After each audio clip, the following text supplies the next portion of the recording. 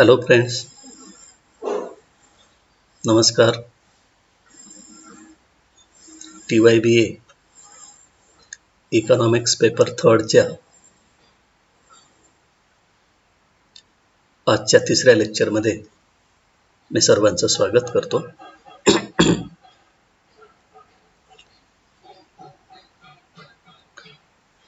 Hello students, good morning. TYBA economics paper थर्डच्या आजच्या तिसऱ्या लेक्चरमध्ये मी पुन्हा एकदा आपलं सर्वांचं स्वागत करतो. विद्यार्थी मित्रांनो, सार्वजनिक खर्च या तिसऱ्या प्रकरणाचा आपण अभ्यास करतो आहे आणि या तिसऱ्या प्रकरणामध्ये आज आपण तिसरा टॉपिक तो म्हणजे process of growth in public expenditure म्हणजे सार्वजनिक खर्चामध्ये दिवसेंदिवस जी वाढ होते आहे अशा सार्वजनिक खर्च वाढीची कारणं कोणती, सार्वजनिक खर्चात वृद्धी होण्याची कारणं कोणती. विद्यार्थी मित्रांनो, सार्वजनिक खर्च जेवढा जास्त केला जातो तेवढा देशाचा विकास गतिमान होतो. हे वेगवेगळे उद्दिष्टांवरून आपण अभ्यासलं आहे. आतापर्यंत या प्रकरणामध्ये आपण सार्वजनिक खर्चाचा अर्थ, सार्वजनिक खर्चाची उद्दिष्टे आणि शासनाने सार्वजनिक खर्च कोणत्या तत्वानुसार केला पाहिजे ती तत्वे आपण आतापर्यंत अभ्यासले. आज आपण सार्वजनिक खर्च वाढीची कारणं कोणती त्याचा अभ्यास करतो आहे. सार्वजनिक खर्च हा अलीकडे शासनाने जास्त केला पाहिजे. शासनाने उत्पन्नाचा विचार न करता शासकीय पातळीवर अर्थव्यवस्थेमध्ये मोठ्या प्रमाणावर खर्च करणारं सरकार आधुनिक अर्थशास्त्रज्ञ मान्य करतात आणि म्हणून विकसनशील राष्ट्रांनी अर्थव्यवस्थेमध्ये जोपर्यंत मोठ्या प्रमाणावर खर्च करत नाही तोपर्यंत देशाचा विकास गतिमान होणार नाही. आणि म्हणून अशा विकसनशील राष्ट्रांमध्ये सार्वजनिक खर्च हा वाढतो आहे आणि असा खर्च का वाढतो याची कारणं आपल्याला परीक्षेमध्ये नक्की विचारले जातील. पहिलं कारण आहे लोकसंख्येत वेगाने होणारी वाढ. बघा, आपल्या देशामध्ये लोकसंख्या किती वेगाने वाढते आहे असा एक भाग आपण SYBA इकॉनॉमिक जनरलच्या एका प्रकरणामध्ये केला होता की भारतामध्ये आजच्या घडीला जवळजवळ 130 कोटी लोकसंख्या आहे आणि ही लोकसंख्या ज्या वेगाने वाढली त्या प्रमाणामध्ये सरकारला देशातील लोकांसाठी वेगवेगळ्या सुविधा पुरवाव्या लागतात. उदाहरणार्थ शिक्षण, आरोग्य, रस्ते, पाणीपुरवठा या अशा अनेक प्रकारच्या सोयीसुविधा या देशातील लोकांना सरकारला द्यावे लागतात. आणि म्हणून जशी लोकसंख्या वाढते आहे त्या प्रमाणामध्ये या बाबींवरचा खर्च वाढताना आपल्याला दिसून येतो. दुसरं कारण आहे किंमत पातळीत वेगाने होणारी वाढ.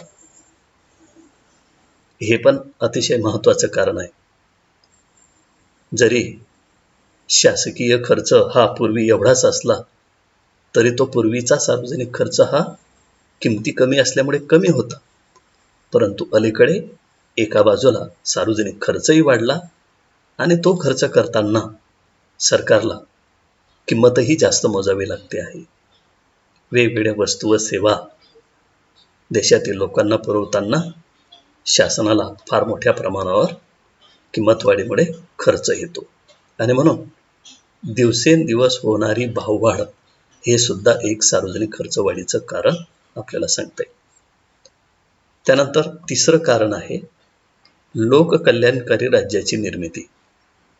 बघा विद्यार्थी मित्रांनो, भारताने 1951 मध्ये जेव्हा आर्थिक नियोजन स्वीकारलं, त्यावेळेला त्या नियोजनाचं पहिलं आणि महत्त्वाचं उद्दिष्ट होतं कल्याणकारी राज्याची कल्पना साकार करणे. वेलफेअर इकॉनॉमिक स्टेट ही कन्सेप्ट सरकारने आर्थिक नियोजनामध्ये निश्चित केली होती. आणि म्हणून अशा लोककल्याणकारी योजना लोकांसाठी सरकारला राबवाव्या लागतात. उदाहरणार्थ आरोग्याच्या बाबतीत असेल, रोजगाराच्या बाबतीत असेल, किंवा देशातील लोकांचं राहणीमान उंचावणं असेल, लोकसंख्या नियंत्रण असेल, लोकांचं आरोग्य असेल, या अशा पद्धतीच्या कल्याणकारी योजना सरकारला मोठ्या प्रमाणावर राबवाव्या लागतात. लोकांचं अगदी आरोग्यापासून त्यांचा रोजगार आणि त्यांचं राहणीमान अशा पद्धतीचा खर्च सरकारला करावा लागत असतो. आणि म्हणून लोककल्याणकारी राज्याची कल्पना साकार करत असताना शासनाला वेगवेगळ्या पातळीवर वेगवेगळ्या प्रकारचा मोठ्या प्रमाणावर खर्च करावा लागतो. आणि हा खर्च दिवसेंदिवस वाढताना आपल्याला दिसतो. एका बाजूला लोकसंख्या वाढते आणि एवढ्या मोठ्या लोकसंख्येचं कल्याण साध्य करणे किंवा या देशातील एवढ्या मोठ्या लोकसंख्येचं हित साध्य करणे, त्यांचं स्टँडर्ड ऑफ लिव्हिंग मेंटेन करणे सरकारचं फार जिकरीचं काम आहे. सरकारला त्यावर खर्च भागवताना फार मोठ्या प्रमाणावर त्या ठिकाणी जिम्मेदारी येऊन पडते. आणि म्हणून लोककल्याणकारी राज्याची निर्मिती साकार करायची असेल तर सार्वजनिक खर्च मोठ्या प्रमाणावर करणं गरजेचं आहे. आणि यास्तव सार्वजनिक खर्च वाढताना आपल्याला दिसून येतो. त्यानंतर दिवसेंदिवस वाढत जाणारा संरक्षणाचा खर्च, संरक्षणाचा वाढता खर्च. पूर्वी संरक्षण साहित्य, सैन्याचे पगार याच्यावर फार कमी खर्च करावा लागत होतो. परंतु अलीकडच्या काळामध्ये कोणत्याही देशातील सरकारला देशातील आपली संरक्षणाची बाजू बळकट करावी लागते. प्रत्येक देशातील सरकार देशातील लोकांना संरक्षण देताना आधुनिक युद्ध साहित्य, आधुनिक संरक्षण साहित्य मोठ्या प्रमाणावर उपलब्ध करावं लागत आहे. आणि अशा प्रकारचं जे संरक्षणाचे साहित्य आहे, या साहित्याच्या किमती दिवसेंदिवस वाढत आहेत आणि त्याच्यामुळे सार्वजनिक खर्च वाढताना आपल्याला दिसून येतो. त्यानंतर सामाजिक सुरक्षितता योजनेत वाढ हे पाचवं कारण आपल्याला सांगता येईल. देशामध्ये 130 कोटी लोकसंख्येला सामाजिक सुरक्षितता प्रदान करणे हे सुद्धा सरकारचं महत्त्वाचं कार्य आहे.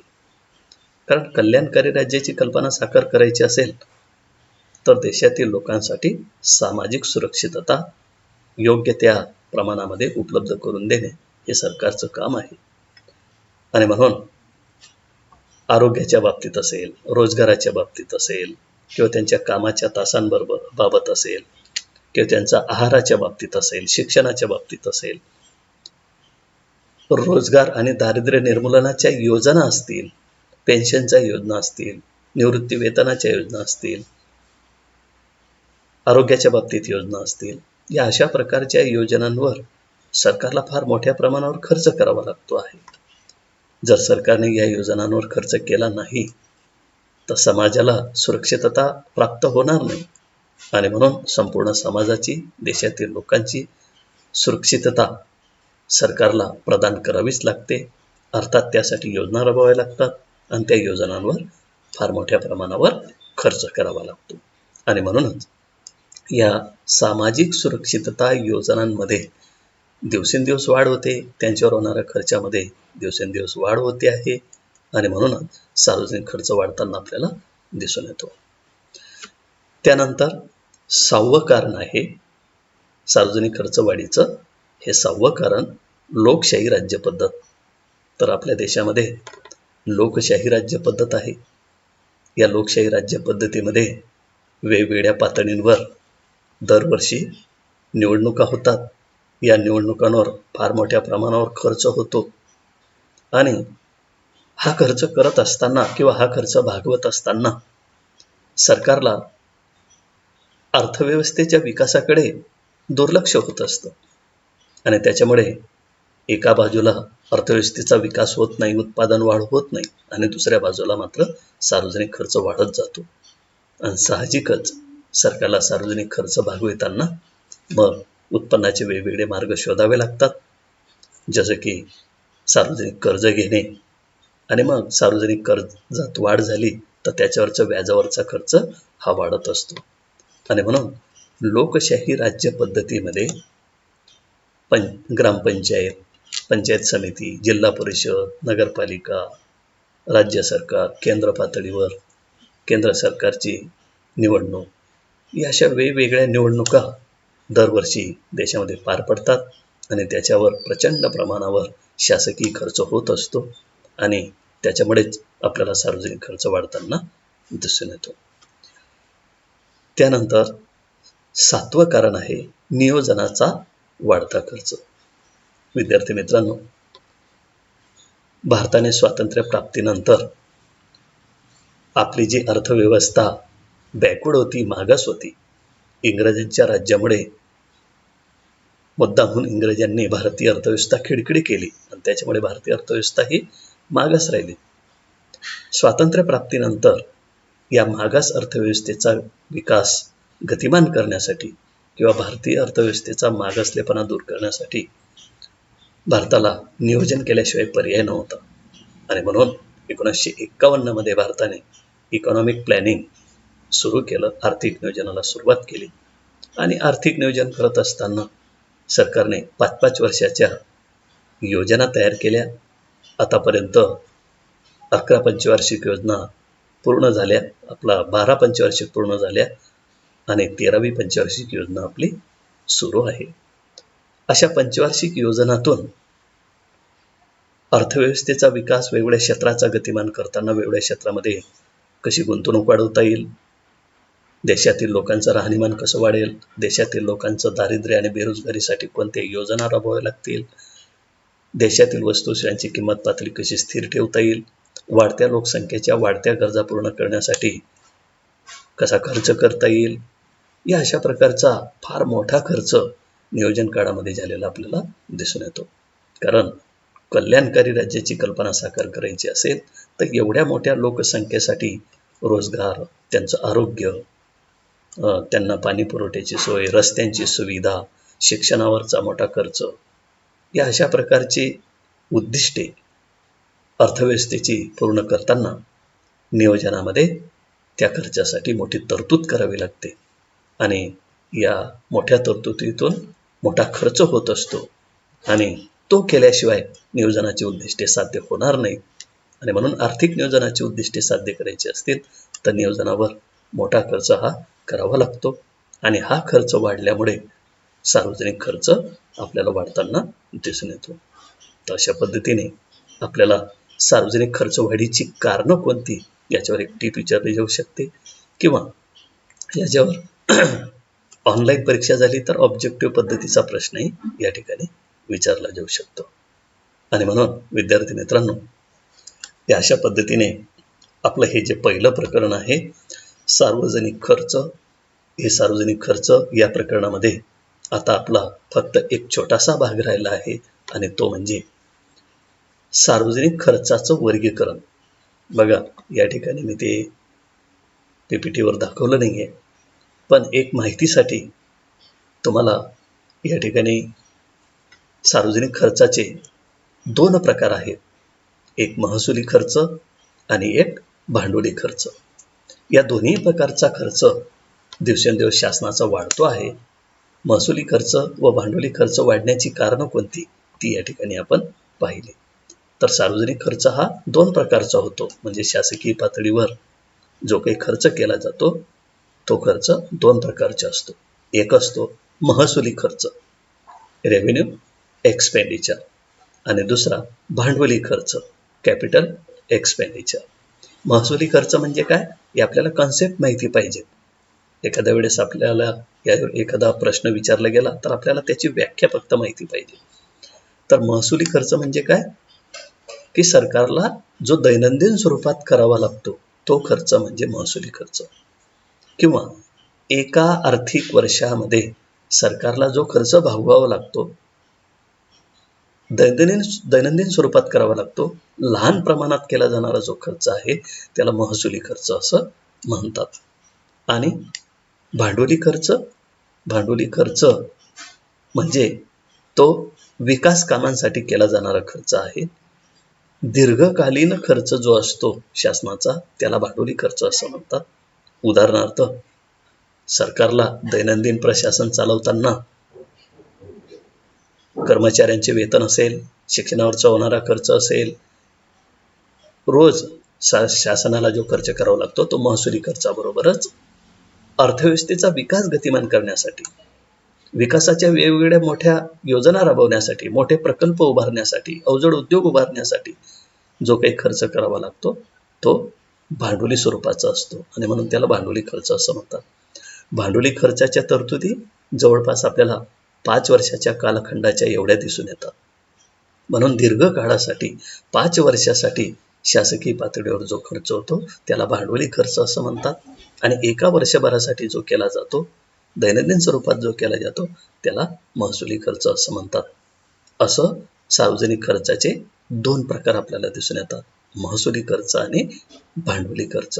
तर अशा पद्धतीने विद्यार्थी मित्रांनो, सार्वजनिक खर्च, पब्लिक एक्सपेंडिचर हे प्रकरण या ठिकाणी आपण संपवलेलं आहे. या पहिल्या प्रकरणाचा अभ्यास केला आहे. विद्यार्थी मित्रांनो, या प्रकरणाच्या ज्या काही PPT आहेत किंवा जेवढे लेक्चर झाले ते तुम्ही काळजीपूर्वक ऐकायचे आहे आणि त्याच्यात दिलेले मुद्दे हे लक्षात ठेवायचे. याच्यावर बरेच प्रश्न विद्यापीठाच्या परीक्षेमध्ये विचारले जातील. तर या प्रकरणामध्ये काय अभ्यासलं आपण? सार्वजनिक खर्च ही संकल्पना, सार्वजनिक आय आणि व्यय म्हणजे खर्च. तर अतिशय महत्वाची शाखा सार्वजनिक खर्च ही राजस्वाची आपण अभ्यासली. आणि या सार्वजनिक खर्चाच्या संदर्भामध्ये काय काय अभ्यासलं आपण? सार्वजनिक खर्च म्हणजे काय, सार्वजनिक खर्चाची तत्वे, सार्वजनिक खर्चाची उद्दिष्टे, सार्वजनिक खर्च वाढीची कारणे, सार्वजनिक खर्चाचे 2 प्रकार, महसुली खर्च आणि भांडवली खर्च. तर अशा पद्धतीने या पहिल्या प्रकरणाचा आपण अभ्यास केला आणि आपलं लक्षात आलंच असेल की शासकीय पातळीवर शासनाच्या उत्पन्नाबरोबरच शासनाचा खर्च हा सुद्धा किती महत्त्वाचा आहे. जेवढा जास्तीत जास्त खर्च शासकीय पातळीवर होईल तेवढं देशातील लोकांना सोयीसुविधा मिळतील, अर्थव्यवस्थेचा विकास होईल. अर्थव्यवस्थेमध्ये आर्थिक विकास, आर्थिक समानता, रोजगार वाढ, लोकांचं कल्याण आणि आर्थिक स्थैर्य हे निर्माण होईल किंवा ही उद्दिष्टे पूर्ण होतील. आणि म्हणून सार्वजनिक खर्चाचं दिवसेंदिवस महत्त्व खूप वाढताना आपल्याला दिसतं आहे. सार्वजनिक खर्चाची भारतासारख्या राष्ट्रामध्ये फार महत्त्वाची भूमिका आपल्याला दिसून येते. अशा पद्धतीचा अभ्यास या पहिल्या प्रकरणामध्ये आपण केला. थांबूया विद्यार्थी मित्रांनो या ठिकाणी. थँक्यू. घरी राहा, सुरक्षित राहा. भेटूया पुढच्या लेक्चरला. आपण या आपल्या 6व्या सेमिस्टरच्या पहिल्या प्रकरण संपल्यानंतर आता आपण दुसऱ्या प्रकरणाला सुरुवात पुढच्या लेक्चरला करू. आणि ते पुढचं प्रकरण आहे सार्वजनिक कर्ज. सार्वजनिक कर्ज ही सुद्धा एक राजस्वाची महत्त्वाची शाखा आहे. सार्वजनिक कर्ज म्हणजे काय, सार्वजनिक कर्जाची उद्दिष्टे, सार्वजनिक कर्जाचं वर्गीकरण आणि सार्वजनिक कर्ज वाढीची कारणे, सार्वजनिक कर्जाचे परिणाम, अशा पद्धतीचा अभ्यास आपण पुढच्या लेक्चरला दुसऱ्या प्रकरणात करणार आहोत. थँक्यू.